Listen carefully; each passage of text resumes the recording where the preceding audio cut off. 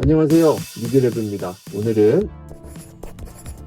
오늘은 스피커를 하나 가지고 왔습니다. 노이만의 KH80 DSP 모델인데요. 이 모델 같은 경우에는 4인치 모델로서 4인치의 우퍼와 1인치의 트위터를 가지고 있는 모델입니다. 이 모델은 기본적으로 이렇게 우퍼와 트위터에 그릴이 감싸져 있기 때문에 굉장히 좀 튼튼한 인상을 줍니다.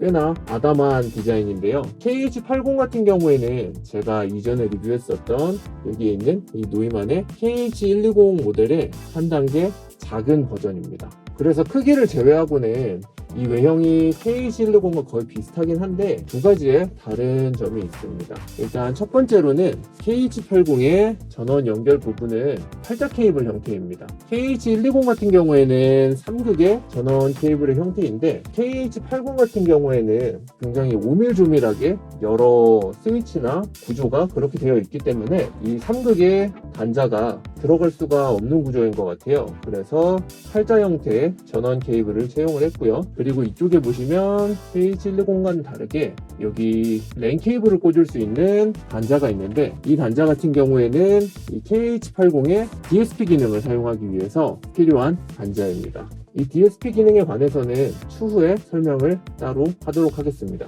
일단 소리에 대해 얘기를 해보자면 기존의 노이만의 성향을 그대로 가지고 있습니다. 꽤나 단정하고 모니터 스피커스러운 그런 성향을 가지고 있습니다. 일단 플랫하고 소리가 좋고요. 딱 군더더기가 없는 느낌입니다. 지금 이 디자인만 봐도 좀 그런 느낌이죠. 일단 반응성이 굉장히 빠르고요. 소리를 정확하게 전달해주는 편입니다. 여러 스피커들과 번갈아 가면서 들어보면은 노이만 스피커의 성향을 좀 더 자세하게 알 수 있게 되는데요. 소리를 꾸밈 없이 있는 그대로 들려준다는 느낌이 확실히 좀 들어요. 이 부분에 있어서는 어떤 분들께서는 조금 재미가 없다거나 너무 건조하거나 혹은 차갑다 이런 식의 표현을 하는 분들이 계시는데 저 같은 경우에는 오히려 그런 부분이 모니터 스피커로서의 역할에 충실한 부분이라고 생각을 합니다. 이 KH80은 4인치의 스피커임에도 불구하고 에너지가 좋습니다. 이걸 어떻게 느낄 수 있었냐면은 저희 매장에 있는 이 KH120과 KH80을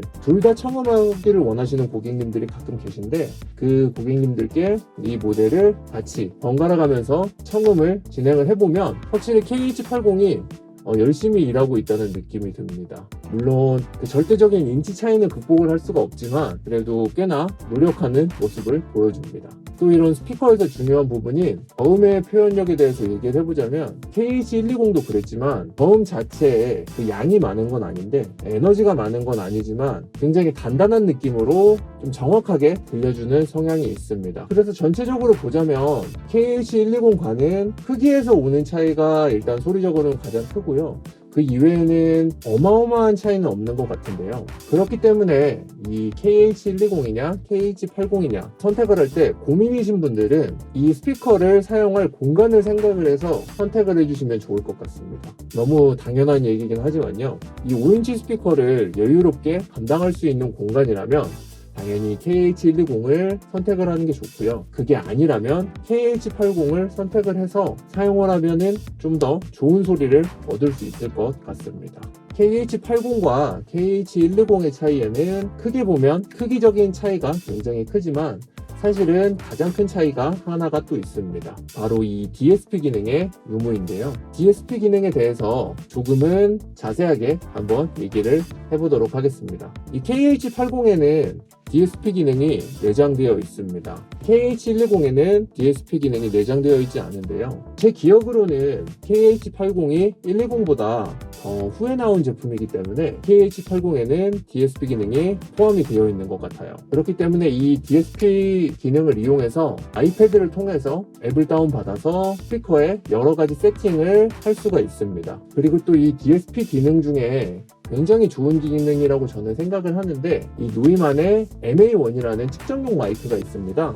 여기 보시면 이 별도로 구매를 하셔야 되는 이 MA1 측정용 마이크가 있는데 이 마이크를 사용하시면 이 마이크로 스피커의 소리를 측정을 해서 공간의 특성을 읽어서 이 스피커를 이 공간에 맞게 자동으로 소리를 보정을 해줍니다. 룸 특성에 맞게 이 스피커를 자동으로 보정을 해준다는 것은 굉장히 메리트가 있는 부분입니다. 우리가 음악을 하는 데 있어서 가장 중요한 준비물은 뭘까요? 일단 첫 번째로 귀가 있어야겠죠. 이 소리를 듣고 소리를 만들어 나갈 수 있어야 하니까요. 그리고 좋은 악기 있어야겠죠. 그리고 뭐 좋은 마이크, 좋은 오디오 인터페이스, 좋은 프리앰프, 뭐 많은 장비가 있을 거예요. 근데 그 중에서 사실은 가장 비싼 것은 이런 악기나 그런 것이 아니라 공간입니다. 소리를 들을 수 있는 공간이 실질적으로는 가장 비싸고 가장 구하기가 어렵습니다. 특히나 이런 한국에서라면은 이 마음에 드는 크기의 공간을 얻고 그것을 사용하려면 굉장히 많은 돈이 들죠. 그런데 이 MA1 마이크랑